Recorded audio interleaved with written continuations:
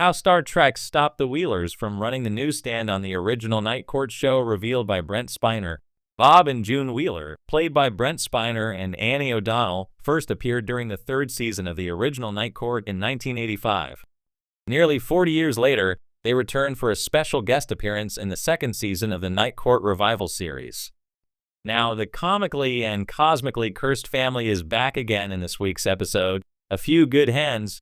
Screen Rant interviewed Brent Spiner about his work on Night Court, discussing the origins of the character's West Virginian accent and explaining why the Wheelers disappeared from the original series after Season 5. He also spoke about his erstwhile wish to make a prequel to the Sunshine Boys with John LaRoquette and writer Neil Simon, and shared a kernel of an idea for a potential next step for Data within the Star Trek franchise. Brent Spiner reveals the secret origin of Night Court's Bob Wheeler. Screen Rant. It was 37 years between the last time the Wheelers were on the original show and their first appearance on the revival. Brent Spiner. I know, kind of amazing, isn't it? Did you ever think that you were going to get to be Bob Wheeler again? Brent Spiner. No, but I will say, when I heard they were doing a reboot, I was hoping against hope that I would be back and that Annie O'Donnell would be back and that we'd be doing the Wheelers again. And here we are. Annie's fantastic. She's a secret weapon there, she really is. Did you have to go back to Wheeler Boot Camp to find that character again, or was he right there? Brent Spiner. Bob Wheeler always exists inside of me. Laughs. I didn't really have to do much research. When I did the second Independence Day film, I had to watch Independence Day again to remember how I did that. But with Bob Wheeler, I've been doing some Bob Wheeler since I was a kid because I am from Texas. I would amuse my friends doing this kind of hick character. As it turned out, when I first auditioned for the part, I thought, I wonder if I can do my old character. I went and did it, and they gave me the part. And so, he's a part of me. Your Yugoslavian accent is perfect. Brent Spiner. Oh, I'm glad you recognize that, thank you. You know, that is one thing I hope. If we come back again, I hope they make some mention of the fact that we are from Yugoslavia, actually. The legend goes that you were going to be, if not a regular, at least more frequently recurring after your last appearance in Season 5 of the original show. But then you got cast in that space show and had to abandon Night Court. Is that accurate to say? Brent Spiner. Yeah, I think so. As I recall, the last episode of the original Night Court we bought the Newsstand. We were going to become a part of the milieu of the show, and then I got offered Star Trek in the hiatus between the last season we did and the next one. I took the job thinking, Star Trek's probably not going to last long. You can't do Star Trek again. And it turned out, of course, I was wrong. Star Trek, The Next Generation was very successful, so I was pretty much committed at that point. But I will say I've noticed that the set on Night Court is exactly the same as it was right back in the day. And the Newsstand is still there.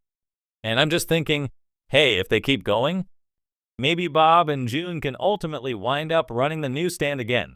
Brent Spiner's unforgettable portrayal of LT, Commander Data on Star Trek, The Next Generation may have made him a sci-fi icon. But before boldly going where no android had gone before, Spiner was just one of many quirky guest stars to appear on NBC's cult classic courtroom comedy Night Court. What most fans don't know, however, is that Star Trek played a direct role in derailing what could have been one of Night Court's most memorable recurring features, the Wheelers' Newsstand. In a recent interview during a fan convention Q&A, Spiner pulled back the curtain on a little-known piece of sitcom history, revealing that he and actress Annie O'Donnell, who played his on-screen wife June Wheeler, were actually set to become series regulars. But the stars, or more accurately, the starships, had other plans. The Rise of the Wheelers. Introduced in Season 3 of Night Court, the Wheelers were a hilariously unfortunate couple who ran a newsstand just outside the courtroom. Brent Spiner's character, Bob Wheeler, was a wide-eyed southern bumpkin with a kind heart and a never-ending streak of bad luck. Alongside his equally sweet but unlucky wife June, the Wheelers immediately struck a chord with viewers. Their down-home optimism, delivered in thick southern accents and paired with an almost Dickensian level of misfortune, made the duo feel like living cartoons, but with just enough emotional truth to make them endearing. Audiences loved them, and their appearances consistently brought some of the series' most memorable comedic beats. The idea, Spiner explained, was that the Wheelers would open a newsstand outside the courthouse and become a fixture of the show.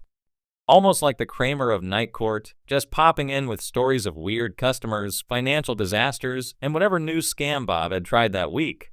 It was all lined up. We were ready to go. But then came Star Trek. The mid-'80s were a time of transition for network television, and Star Trek was beginning its own rebirth.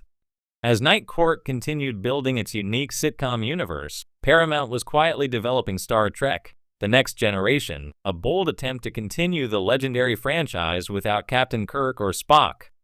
The casting process was in full swing, and Brent Spiner, then known mostly for his stage work and comedic roles, caught the attention of the showrunners. It all happened very fast, Spiner recalled. One minute, I'm rehearsing a script about Bob and June trying to sell hot pretzels during a heat wave, and the next I'm being asked to audition for a sentient android with no emotions. Though the roles couldn't have been more different, Spiner's unique comedic timing and expressive face gave him a surprising edge in playing a machine learning to be human. He landed the role of Data, and within weeks, his future and the fate of the Wheelers changed. A newsstand never opened. With Spiner now committed to Star Trek: The Next Generation, his time on Night Court came to an abrupt end. The planned arc, which would have seen Bob and June open their newsstand, hire a string of eccentric employees, and interact regularly with the core cast, was scrapped. Jean-Luc actually came up to me during one of the tapings and said, "You know, Bob and June might just steal this whole show." And I laughed because it was his show, really, Spiner said. But yeah, there was something special there. And then I was off to space. Annie O'Donnell would return to Night Court once more without Spiner, but without the duo's chemistry, the Wheelers quietly vanished from the courtroom, their dream of a newsstand crushed by warp drives and holodecks.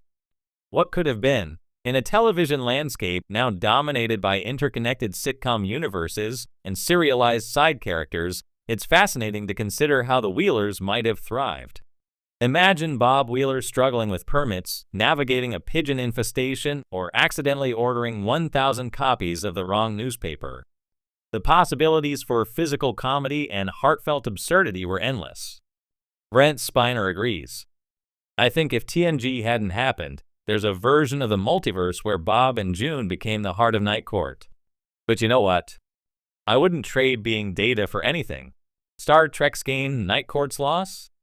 Ultimately, Star Trek: The Next Generation ran for 7 seasons and launched 4 films, forever changing the sci-fi landscape and securing Brent Spiner's place in television history. Yet for some Night Court fans, the memory of the Wheelers lingers like a strange but beautiful dream. In the new Night Court reboot, fans still reference the Wheelers as one of the original's most beloved oddities, despite only appearing in 3 episodes. They represent a kind of offbeat storytelling that made the original show so unpredictable and fun. Spiner says he's still approached by fans,